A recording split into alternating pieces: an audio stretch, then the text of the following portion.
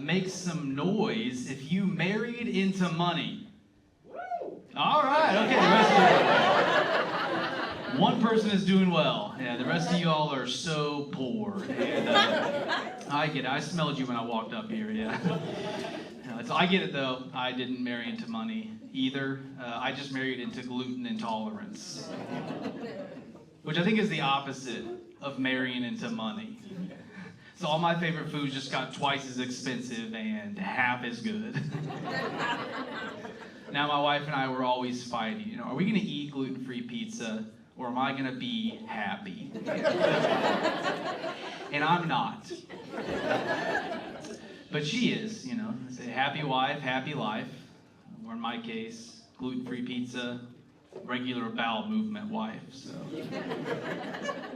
she's got a nice flow.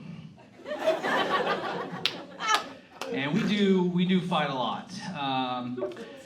I don't like it, but my wife is super good at it, and I'm a feminist, so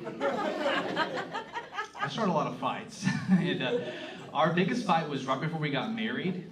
She didn't want any kids at our wedding because they ruined the party or something. Like, dude, that's crazy.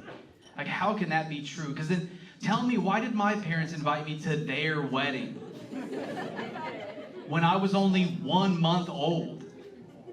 Dude, I was at the wedding saying to myself, if it wasn't for me, there wouldn't even be this party. Ruined the party, dude. I was the life of that party. I puked 7 times at that party, dude. I was naked for a whole hour. I danced with 30 different women that night, okay? All of them asked me, okay? They put me in the middle of the dance circle. I was doing the worm or something. I think I won a competition.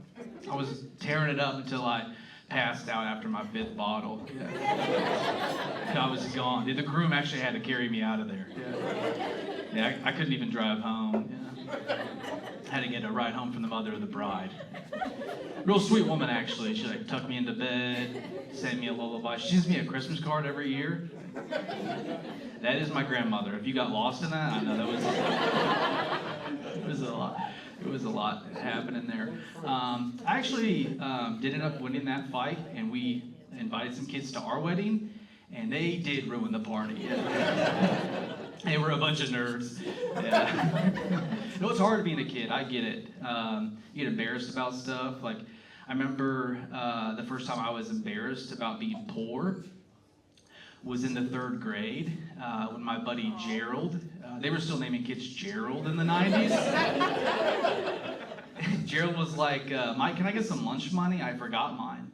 And I said, you pay for your lunch? He's like, yeah, Mike, there's no such thing as free lunch.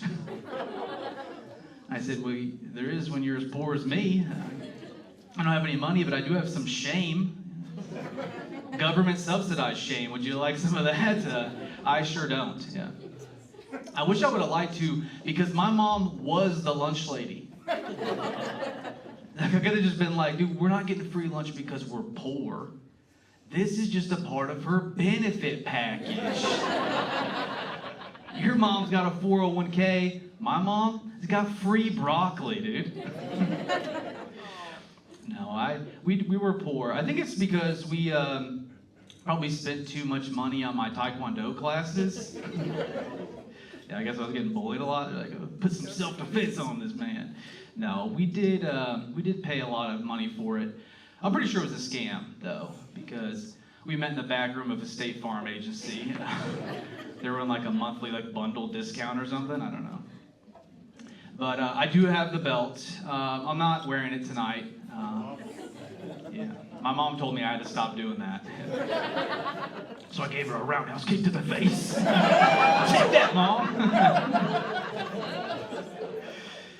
No, I don't remember much, to be honest. I only remember this one move, and it's if you're getting robbed. So you may need it tonight when you all come. But I'll give this to you free of charge. So this is what happens. So if you're getting robbed, you grab the assailant by the shoulders and you knee them in the abdomen. Works every time. And then Master Brian said, but never do that to a pregnant woman. Because you will kill the baby. And my buddy Gerald was like, Master Brian? Are there a lot of pregnant women robbing sixth graders? It's a fair question. I actually don't remember what he said, but I have been deathly afraid of pregnant women since that day. And he said like a bunch of crazy stuff. He was a wild guy, like because at night he was a Taekwondo master, but by day he was a corn farmer. So we never knew if the wisdom he was dropping was like Korean-based wisdom or corn-based wisdom. Like he had this one saying he would always say, like in the middle of form, he'd be like, gentlemen, life is like a tractor. I don't have one. All right, I've been Mikey. Thank you guys. One more time.